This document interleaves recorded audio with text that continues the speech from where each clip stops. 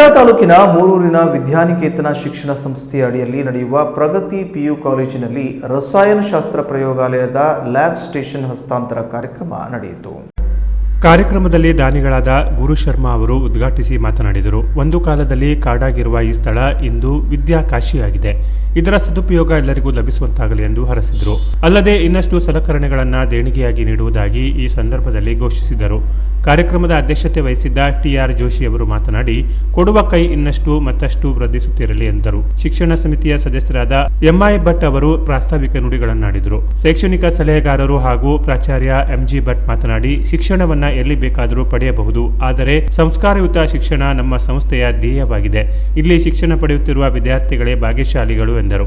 ದಾನಿಗಳಾದ ಗುರು ಶರ್ಮಾ ಅವರನ್ನ ಗೌರವಿಸಲಾಯಿತು.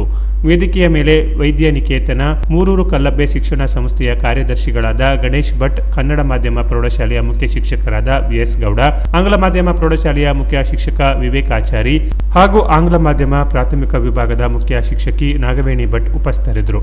ಉಪನ್ಯಾಸಕಿ ಅನುಶ್ರೀ ಭಂಡಾರಿ ಸ್ವಾಗತಿಸಿದರೆ ಉಪನ್ಯಾಸಕ ಗಣೇಶ್ ಭಟ್ ವಂದಿಸಿದರು. ಉಪನ್ಯಾಸಕರಾದ ಗಾಯತ್ರಿ ಹೆಬ್ಬಾರ್ ಹಾಗೂ ತನುಜಾ ನಾಯ್ಕ್ ಅವರು ಕಾರ್ಯಕ್ರಮ ನಿರೂಪಿಸಿದರು. Canara plus news, Kumta.